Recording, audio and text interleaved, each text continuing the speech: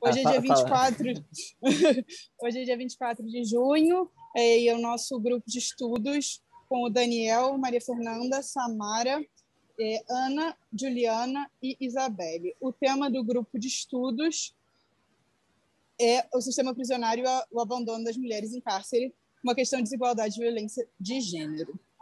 Pode ir, galera. Ótimo, tá? Eu vou começar então. Ih, não tá passando o slide. Ai, que chato.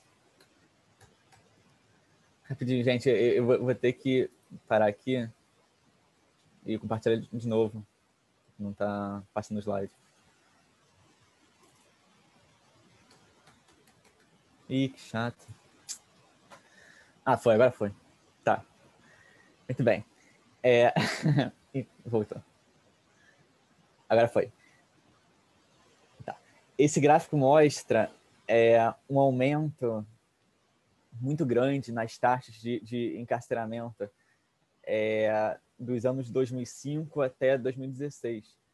E eu achei esse gráfico muito bacana para mostrar ele no início, porque eu acho que ele mostra um pouco da síntese do nosso trabalho, porque mostra como o sistema jurídico ele tem encarcerado muito mais mulheres nesse período, e a gente vai discutir ao longo desse trabalho qual é a lógica desse encarceramento, o que justifica ele ou não, e por que ele tem sido tão ruim para a sociedade e para o Brasil. E eu pesquisei por que em 2005 houve esse crescimento. E a resposta que eu li em vários relatórios, vários livros, é que justamente em 2006 foi a lei de drogas no Brasil, que a Samara vai falar um pouco.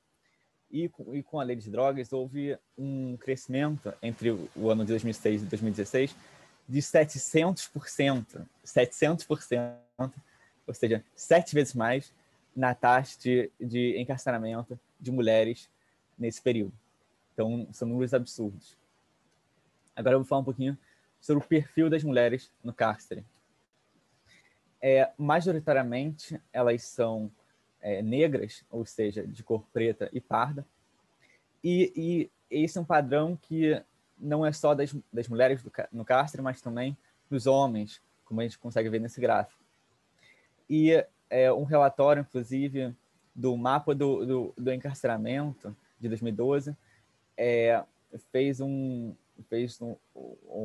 relatório bem completo, de mais de 100 páginas, que mostra justamente que, historicamente, esse número se repete ao longo dos anos e que a população no cárcere, ao longo da história do Brasil, tem sido preta e parda, e esse relatório mostra os motivos disso, mostra como o racismo sistêmico no Brasil tem afetado isso. Então, se quiserem, eu posso enviar esse relatório para vocês, que é muito interessante.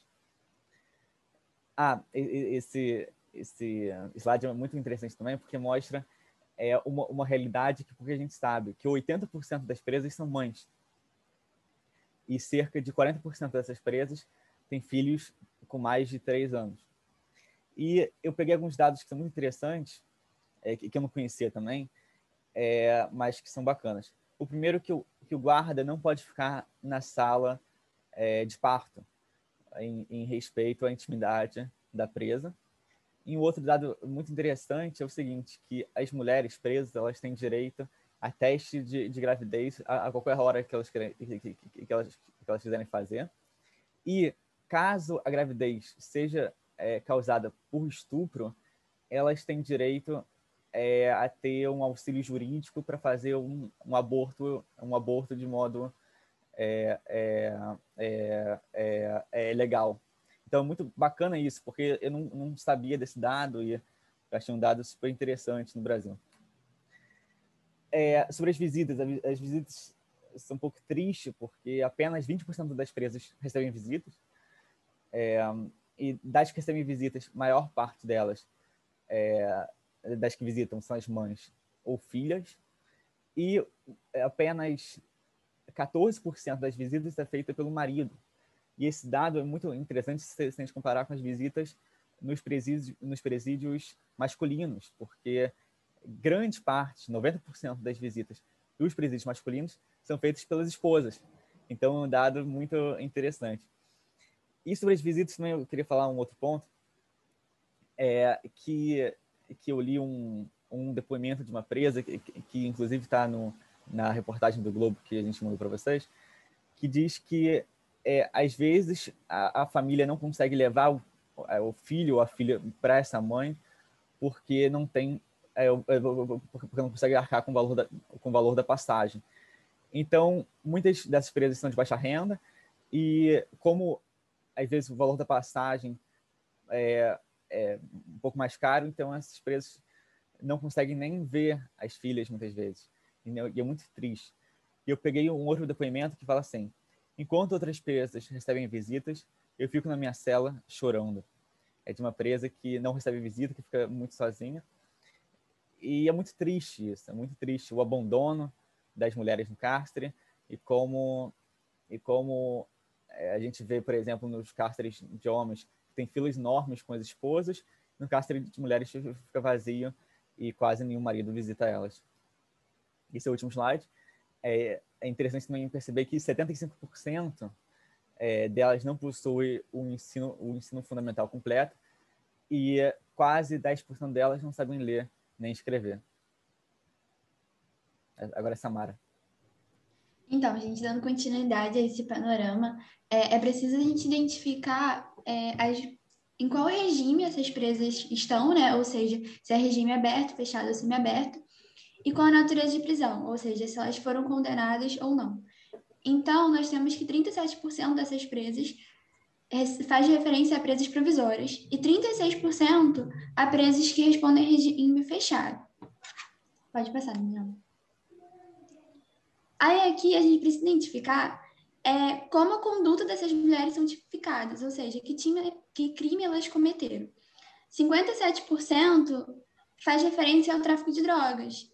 E esse azul mais escuro a crimes contra o patrimônio. Quando a gente olha para o sistema carcerário masculino, esses dados se invertem. 19% são homens presos por tráfico e 51% por crimes contra o patrimônio. Aqui é muito importante a gente colocar que essas mulheres, elas não ocupam cargos de chefia, muito pelo contrário. Geralmente elas são mulas são pessoas que fazem transporte da droga, ou são mulheres que estão levando droga para dentro do presídio. E, de fato, esses são crimes que não, especialmente levar droga para dentro do presídio, né, não são crimes violentos. E é importante elencar esse fato aqui, porque crimes não violentos, especialmente para mães, há uma probabilidade melhor de conseguir uma prisão domiciliar, quando a gente ainda está falando de uma prisão preventiva, ou seja, de presas provisórias. Então, essa quantidade de presas provisórias, a grande maioria, muito provavelmente, poderia estar respondendo em prisão domiciliar. Pode passar, Daniel, por favor. E aqui é o tempo total de penas, ou seja, quanto tempo a maioria dessas mulheres estão respondendo. Então, como vocês podem ver, a maioria a pena combinada é de 4 a 8 anos.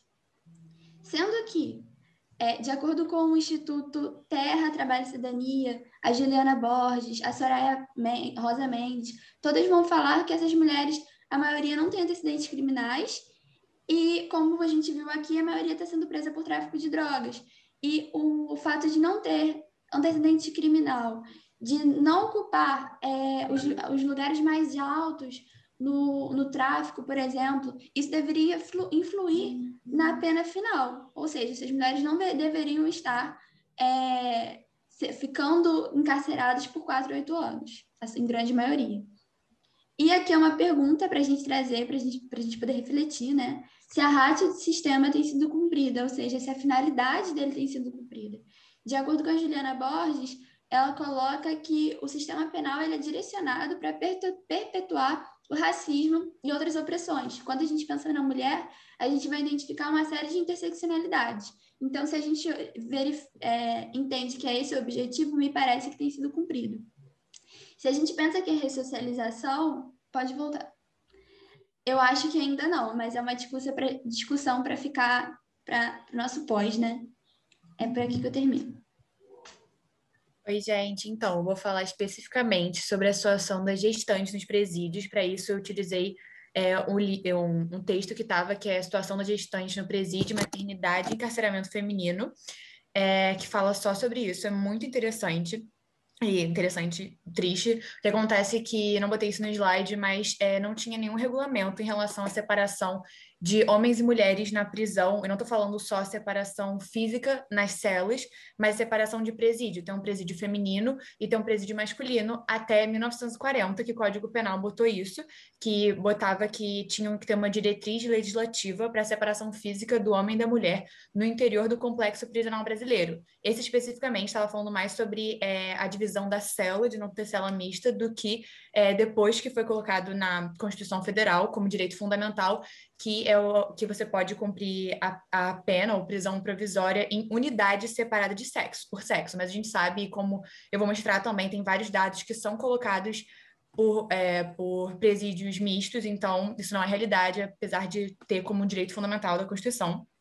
E eu fui botando aqui alguns dados, e esses dados foram feitos com 48 unidades prisionais femininas, e dessas 48, 34 eram unidades totalmente, né, femininas, e 6% eram unidades mistas. E aí vou trazer agora uns dados aqui, que apenas 48 que foram dispostas a informar, 34 que tinham celas ou dormitórios adequados apenas para gestante e 6 das unidades mistas. Agora, sobre berçários ou centros de interferência materno-infantil, apenas 32 das 34% das unidades femininas tinham e 33% das unidades mistas. Agora, nas creches, apenas 5% das unidades femininas tinham e nenhum dos estabelecimentos mistos. Uma coisa que é importante é que todos esses dados quando foram recolher, não sabem ao certo quantas crianças tem no sistema carcerário no Brasil, não conseguiram. O texto que eu li, na verdade, é de 2015, então eu não pesquisei depois se tinham, mas no texto falaram que não tinham, mais ou menos, não tinham tinha uma estimativa, mas não sabiam certo quanto.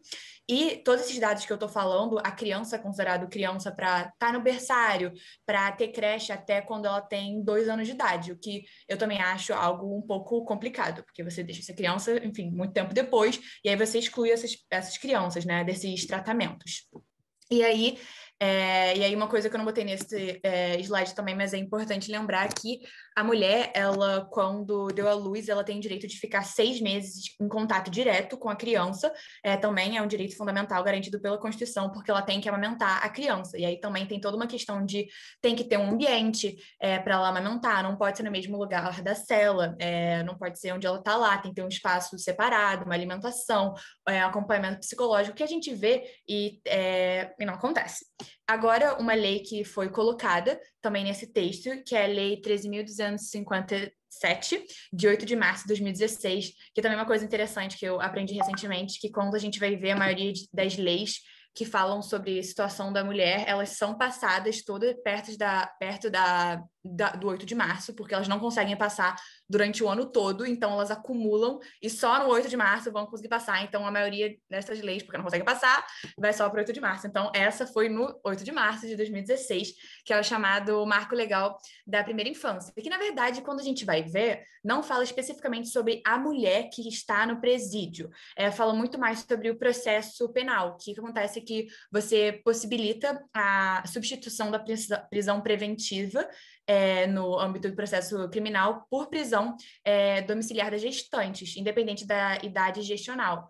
Gestional, tá certo? Gestional, gestacional. E aí, então não é, enfim, o sujeito dessa lei não é a mulher especificamente e a criança que tá lá, né? Mas pode passar, por favor.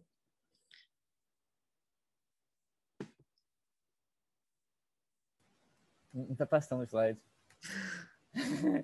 Rapidinho. Qualquer coisa eu lembro que tinha. Eu sei que tinha no outro, que era sobre o texto. Eu vou parar de compartilhar e vou botar de novo rapidinho. Perdão, gente.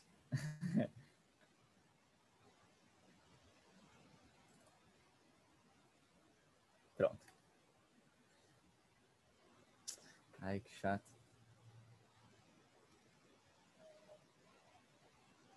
Seu computador é Mac? Não, Ah, beleza. Não tá passando. Ah, agora foi. Mas passou demais, né? Esse não é o meu. Pera, volta um pouquinho. Aí. Não. Foi, agora foi.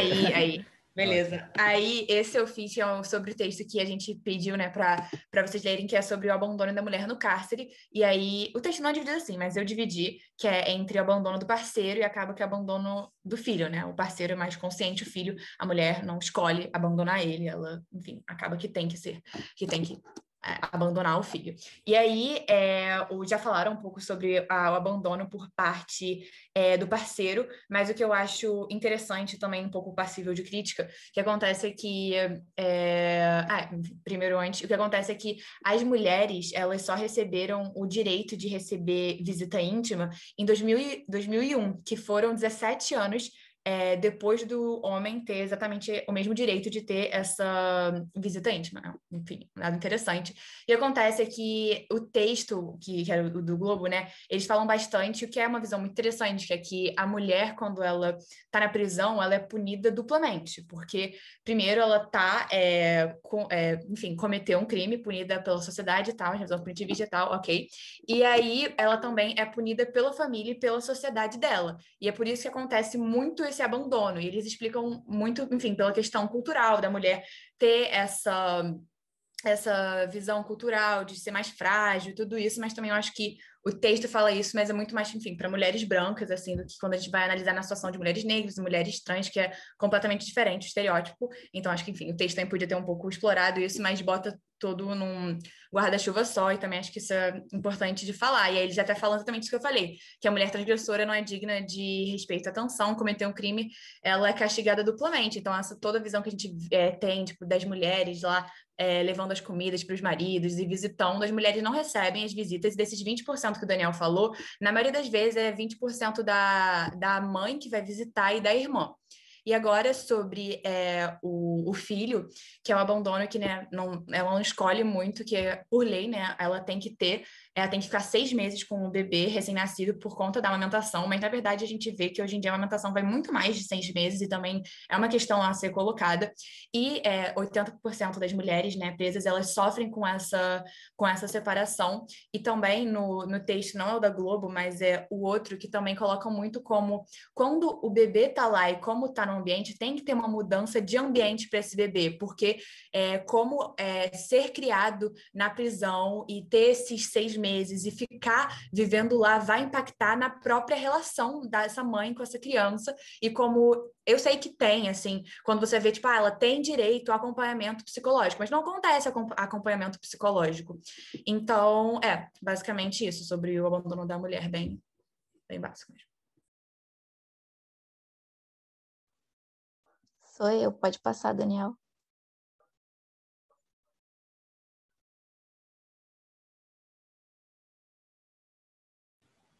Tô tentando aqui passar. Tá bom. É isso? Isso. Então, eu vou dar um panorama geral das condições das mulheres no cárcere. E a Ana falou, na verdade, muita coisa, e eu vou falar mais resumido, acredito eu.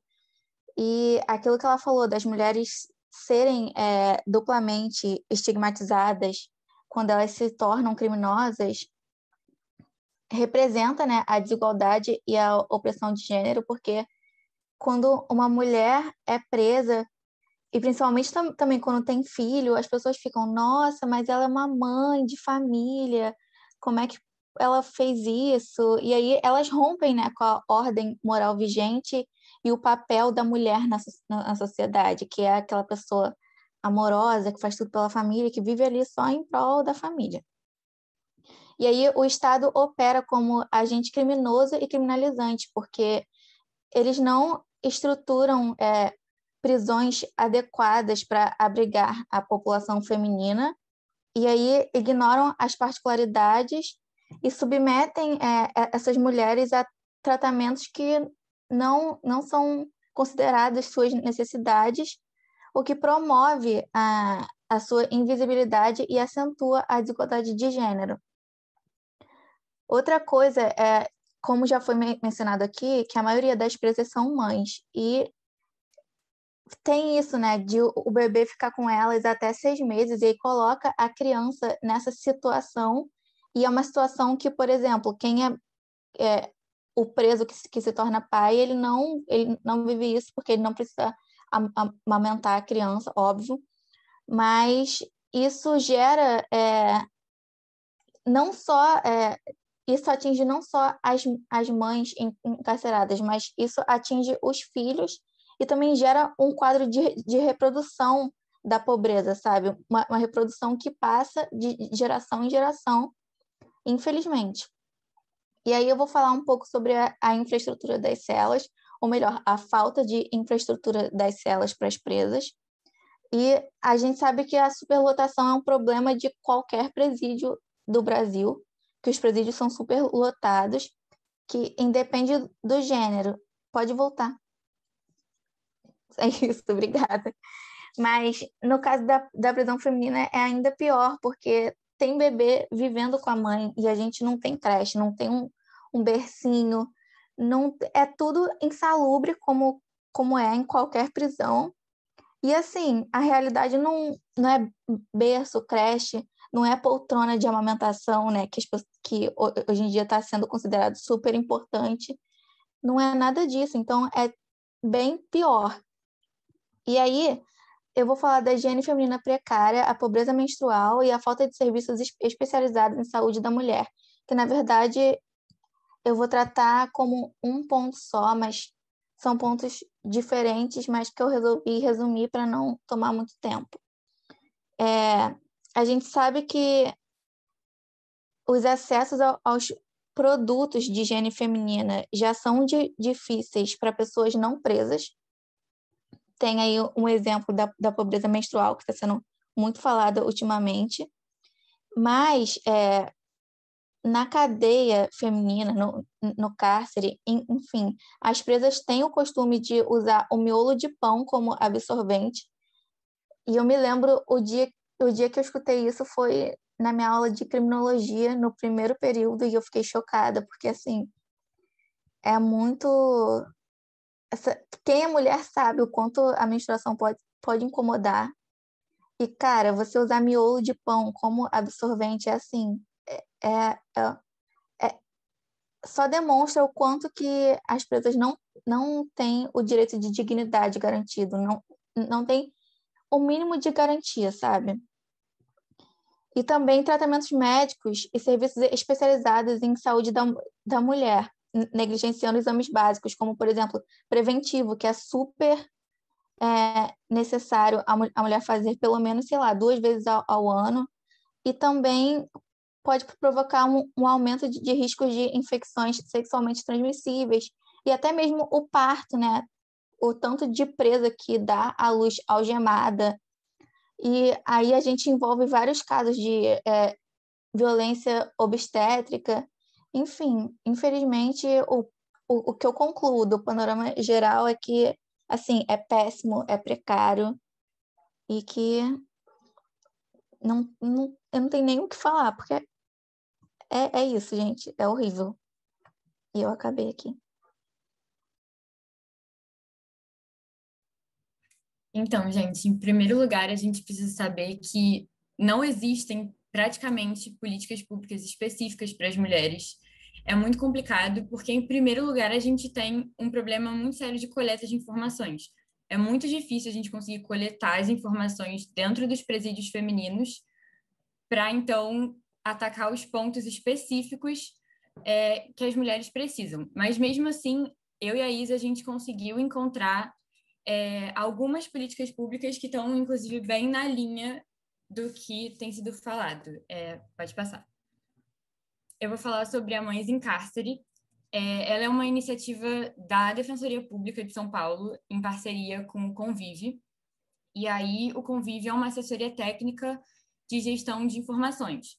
Então, assim, eles fazem triagem, cadastramento, eles fazem contato com os presídios e contato com a própria defensoria para informar sobre a situação das mulheres.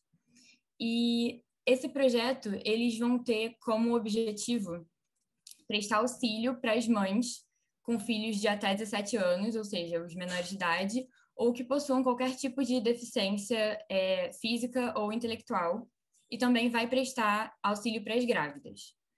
E aí eles vão atuar no sentido de garantir os direitos das mães e das grávidas dentro do presídio. Porque, por exemplo, o que a Maria Fernanda acabou de falar sobre muitas mulheres darem à luz algemadas, isso é proibido. Não poderia acontecer, mas a realidade é que acontece. Então, as várias medidas que elas vão tomar vão ser, por exemplo, pedidos de prisão domiciliar, que geralmente são feitos antes da sentença, quando está querendo ser decretada preventiva e eles pedem para que ela fique em prisão domiciliar. Deu problema no slide? Saiu, Daniel, do slide. Agora tá voltando. Perdão, gente. Tô voltando aqui. Mas qualquer coisa eu posso... É minha internet que... continuar pane. assim. Não tem problema. Eu tô adiantando aqui. Bom, vou continuando, então, por causa do tempo. Vai ter também o pedido de realização de pré-natal para as grávidas que não estiverem fazendo ainda, porque elas têm direito ao acompanhamento da gravidez. Elas vão ter também busca para identificar as crianças que foram abrigadas, porque muitas vezes a mãe, quando tem um filho dentro do presídio, ela vai ter que indicar, depois desse período de 6 meses, um familiar ou uma pessoa de confiança para ficar com a criança. Só que se ela não tiver uma pessoa, ou se o familiar não for aceito nos processos, porque, enfim, você não simplesmente entrega a criança para qualquer um, elas vão ser abrigadas, e na teoria essas crianças só podem ficar abrigadas por, 2 anos, mas a realidade é que várias dessas crianças, inclusive de mães de presídio, vão ficar nos abrigos até terem 18 anos e terem que sair. Aí o quarto é quando elas vão ter que fazer a defesa em caso de perda do poder familiar. É bastante comum esse caso também, mas via de regra, só por você estar encarcerada não significa que você perdeu o poder familiar sobre o seu filho. E aí, inclusive, toca na questão anterior sobre as crianças abrigadas, que depois de um tempo, a pessoa que está abrigando elas pode pedir para adotar. E aí, as mães presas têm, inclusive, direito de requerer a guarda de volta depois que elas saem. E, por último, elas têm direito também a requerer que a pessoa que está abrigando a criança, ou o abrigo em si, se for uma instituição estatal, leve ela para visitas. E aí, pode passar. Gente, vou falar um pouquinho do projeto Absorvidas. Como a Maria Fernanda ela falou, da pobreza menstrual que existe nos presídios, né? As mulheres lá, elas costumam usar miolo de pão e tal. A gente já passou um pouco desse ponto do quão degradante isso é. Essa ideia foi criada pela Julia Jacques. Ela tinha 18 anos e surgiu a partir de um questionamento, que ela se questionou assim: o que você faz quando você acorda? Muitos responderam: lavo o rosto. Outras pessoas responderam: mexe no celular e tal. E o tema que foi levantado quando ela se questionou foi o seguinte: que muitas pessoas não têm nem acesso a banheiro quando acordam, não têm acesso ao mínimo de higiene. E ela foi se referindo às mulheres que estão presas. E ela fez uma pesquisa e tal, e viu que o absorvente ele não estava incluso nos itens de higiene básica. E aí, assistindo documentários e tal, ela viu que realmente era miolo de pão, era saco plástico, sabe? Que elas usavam como absorvente, muitas vezes não usavam nada. E ficavam numa situação deplorável, né? Porque, assim, como não usavam nada, ficavam sujas e tal. E aí ela criou o projeto de arrecadar, acho que foi o valor de 30 mil reais e tal, para fazer parceria com empresas para comprar absorventes bioabsorventes, que são absorventes reutilizáveis, que têm prazo de duração de 2 anos, e a ideia era levar 4 para 4 por mulheres, né? Em Cerca, no Rio de Janeiro, tem 1.784, se eu não me engano, detentas. A ideia era englobar 2.000, por causa do fluxo e tal.